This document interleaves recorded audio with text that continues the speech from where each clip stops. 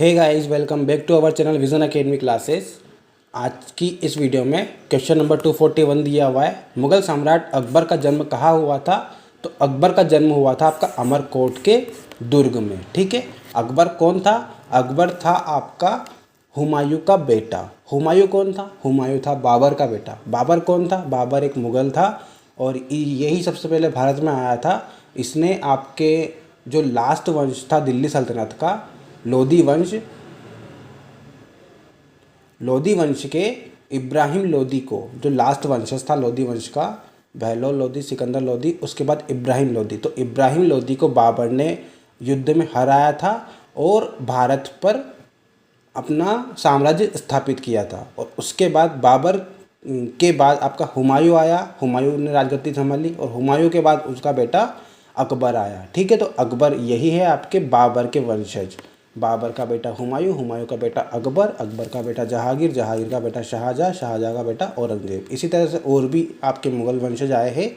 ये 6 इंपॉर्टेंट है। 6 इंपॉर्टेंट के नाम आपको सीक्वेंस में याद रखना है। तो अकबर का जन्म कहाँ हुआ था? अमरकोट के दुर्ग में आपका अकबर का जन्म हुआ था। ठीक है, और अकबर जो था ये 13 साल की उम्र में ही राजगद्दी पर बैठ गया था। ठीक है, 13 वर्ष की उम्र में ही इसने राजगद्दी संभाल ली थी। ठीक, क्वेश्चन नंबर 242 दिया हुआ है आपको। वर्ष 2014 का फुटबॉल विश्व कप किस देश में आयोजित हुआ? तो ये आपका ब्राज़ील में हुआ था। ठीक है, 2014 का जो फुटबॉल विश्व कप था आपका, ये ब्राज़ील में आयोजित हुआ था। क्वेश्चन नंबर 243 दिया हुआ है। वर्ष 2018 का फुटबॉल विश्व कप किस देश में आयोजित हुआ? तो ये आपका रूस में आयोजित हुआ है। ठीक है, क्वेश्चन नंबर 243 का आंसर हो जाएगा रूस। 2018 का जो फुटबॉल विश्व कप था आपका, ये रूस यानी कि रशिया ने आयोजित किया था। क्वेश्चन नंबर 244 दिया हुआ है। वर्ष 2014 के कॉमनवेल्थ खेल कहाँ खेले जाएंगे? तो आपके ग्लासगो स्कॉटलैंड में। ठीक है, ये इंपॉर्टेंट क्वेश्चन नहीं है, आपका पुराना क्वेश्चन आ गया है। क्वेश्चन नंबर 245 दिया हुआ है। वर्ष 2015 का क्रिकेट विश्व कप कहाँ आयोजित हुआ था? तो आपका न्यूजीलैंड में हुआ था। ठीक है, न्यूजीलैंड और ऑस्ट्रेलिया ने 2015 का क्रिकेट वर्ल्ड कप आयोजित किया था और इस साल के जो चैंपियन थे वो भी आपके ऑस्ट्रेलिया की टीम ही थी। ठीक है, 2015 का वर्ल्ड कप आपका न्यूजीलैंड ऑस्ट्रेलिया में आयोजित किया गया था। अगला क्वेश्चन दिया हुआ है, क्वेश्चन नंबर 246। संसद के दोनों सदनों की संयुक्त बैठक की अध्यक्षता कौन करता है? तो आपका लोकसभा अध्यक्ष जो होता है, संसद के दोनों सदनों की संयुक्त बैठक की अध्यक्षता करता है।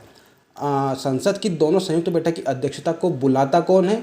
तो राष्ट्रपति जो होता है वो आपके संसद की दोनों सदनों की संयुक्त बैठक को बुलाता है। और पूरे नए साल का जो प्रथम अधिवेशन होता है, संयुक्त अधिवेशन, उसका प्रथम भाषण भी राष्ट्रपति ही देता है। ठीक है, संयुक्त अधिवेशन आपका राष्ट्रपति बुलाता है और दोनों सदनों की जो वर्ष में पहली बैठक होती है उसका भाषण भी आपका राष्ट्रपति ही स्टार्ट करता है।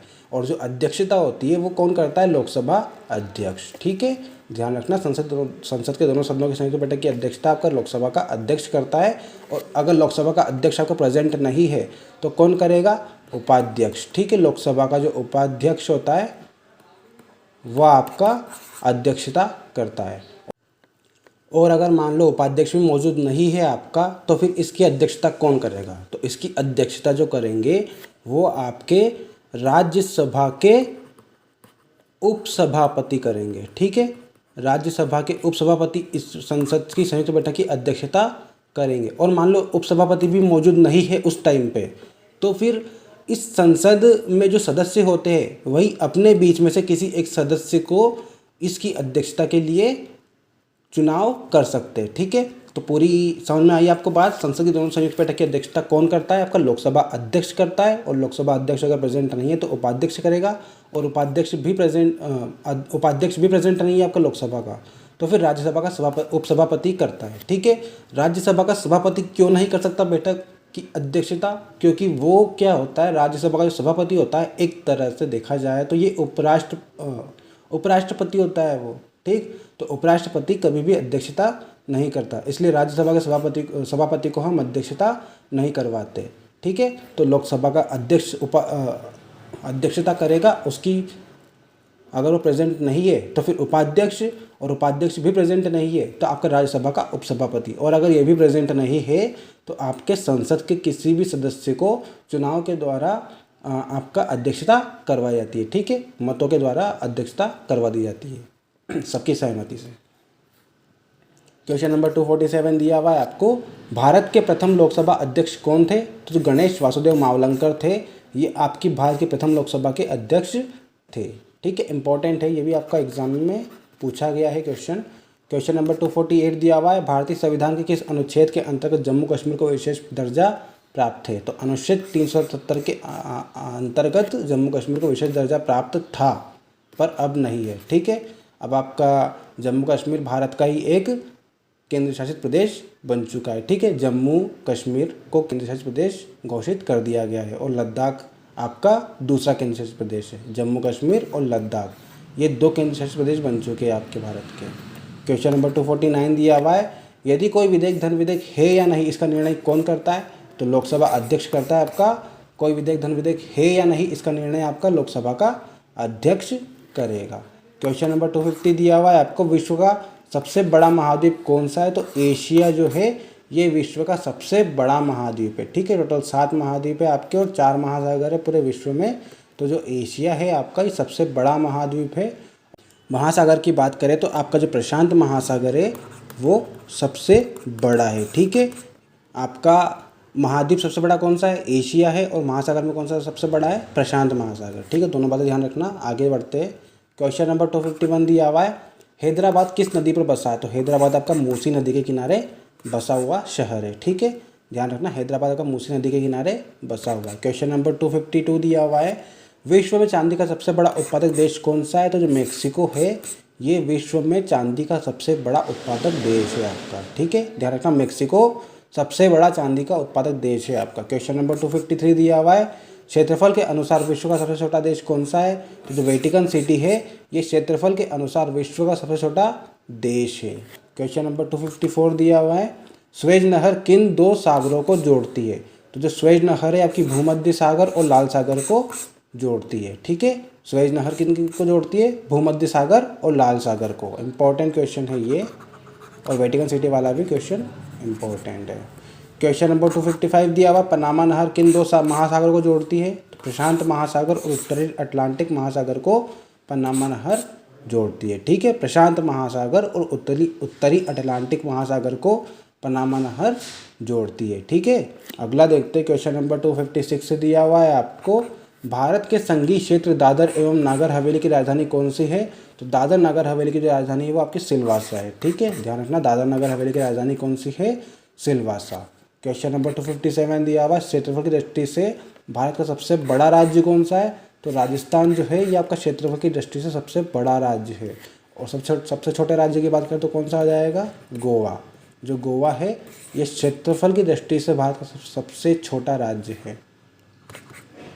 क्वेश्चन नंबर 258 दिया हुआ है, पृथ्वी दिवस कब मनाया जाता है? तो 22 अप्रैल को हर साल पृथ्वी दिवस के रूप में मनाया जाता है। 259, फूलों की घाटी किस राज्य में है? तो उत्तराखंड राज्य में आपकी फूलों की घाटी स्थित है। क्वेश्चन नंबर 260 दिया हुआ है, वर्ष 2011 में नवनिर्मित राष्ट्र दक्षिण सूडान की राजधानी कौन सी है? तो दक्षिण सूडान की राजधानी आपकी जुबा। ठीक, दक्षिणी सूडान की राजधानी सूबा है आपकी। ठीक है, 2011 में नवनिर्मित हुआ था यह राष्ट्र दक्षिणी सूडान, इसकी राजधानी आपकी जुबा है। क्वेश्चन नंबर 261 दिया हुआ है, योजना आयोग का अध्यक्ष कौन होता है? तो योजना आयोग का अध्यक्ष होता है प्रधानमंत्री। ठीक है, योजना आयोग का अध्यक्ष कौन होता है? प्रधानमंत्री। अगला दिया क्वेश्चन नंबर 262, ये योजना आयोग का नाम अभी प्रेजेंट में बदलकर नीति आयोग रख दिया गया है। ठीक है, पता ही सभी को 2015 से आपका जो योजना आयोग है ये आपका नीति आयोग हो चुका है और इसके जो अध्यक्ष है आपके प्रधानमंत्री रहेंगे। आईन अकबरी का लेखक कौन था? तो अबुल फजल जो है आपके आईन अकबरी के लेखक थे। ठीक है, लेखक भी पूछा जाता है आपसे एग्जाम में, तो ध्यान रखना, आईन अकबरी का लेखक कौन है? अबुल फजल। क्वेश्चन नंबर 263 दिया हुआ है, हाफमैन कप किस खेल से संबंधित है? टेनिस कप से आपका हाफमैन कप संबंधित है। ठीक है, ध्यान रखना, टेनिस खेल से आपका हाफमैन कप संबंधित है। 264 दिया हुआ, देशबंधु के नाम से कौन जाने जाते थे? तो चित्तरंजन दास है आपके देशबंधु के नाम से जाने जाने वाले व्यक्ति है, देशबंधु चित्तरंजन दास। क्वेश्चन नंबर 265 दिया हुआ है आपको, अशोक चक्र में कितनी तीलियाँ होती है? तो 24 तीलियाँ आपके अशोक चक्र में होती है। अगला क्वेश्चन दिया हुआ 266, भारत में सबसे पहली फिल्म कौन सी बनी थी? तो राजा हरिश्चंद्र जो थी ये भारत की सबसे पहली फिल्म थी। ठीक है, क्वेश्चन नंबर 267 दिया हुआ, सबसे छोटी हड्डी कौन सी होती है? स्टेपिज जो होती है सबसे छोटी हड्डी होती है ये, और हमारे शरीर में कान में पाई जाती है, ठीक है। कान की हड्डी होती है ये स्टेपिज, जो शरीर की सबसे छोटी हड्डी होती है। क्वेश्चन नंबर 268 दिया हुआ है, सबसे बड़ी हड्डी कौन सी होती है? फीमर। कहाँ पाई जाती है? जांग में होती है, ठीक है। हमारी जांघों में होती है ये हड्डी जो होती है सबसे बड़ी हड्डी होती है पूरे शरीर की, और सबसे छोटी होती है आपकी स्टेपिज, जो आपकी कान में पाई जाती है। क्वेश्चन नंबर 269 दिया हुआ, मानव शरीर में कितनी पेशियाँ होती है? तो 639 पेशियाँ मानव शरीर में पाई जाती है, ठीक है। 639 पेशियाँ होती है आपकी मानव शरीर के अंदर। क्वेश्चन नंबर 270 दिया हुआ है, लाल रक्त कणिका जिसे हम बोलते हैं आरबीसी, रेड ब्लड सेल्स का जीवन काल कितना होता है? तो 120 दिन होता है आपका, ठीक है। आरबीसी जो होती है आपकी 120 दिनों तक जीवित रहती है, इनका जीवन काल होता है, ठीक है। तो आरबीसी आपकी 120 दिनों तक जीवित रहती है। और इनका निर्माण कहाँ होता है? इनका निर्माण होता है अस्थि मज्जा, अस्थि मज्जा में इनका निर्माण होता है, यानी कि बोन मेरो बोलते हैं इसे, ठीक है। कल पढ़ाया था, बोन मेरो में इनका निर्माण होता है, और इनका जो जीवन काल होता है कितना होता है? 120 दिन होता है, ठीक है। तो आई होप आपको ये वीडियो पसंद आया होगा। अगर वीडियो पसंद आया तो प्लीज़ लाइक कीजिए, कमेंट करके बताइए वीडियो कैसा लगा। चैनल पर नए हो सब्सक्राइब कर लीजिए, पास में बेल आइकन से प्रेस कर दिए ताकि आपको आने वाले वीडियो की नोटिफिकेशन मिल जाए। तो मिलते हैं अगले वीडियो में, तब तक के लिए ध्यान रखिए अपना। Thank you guys.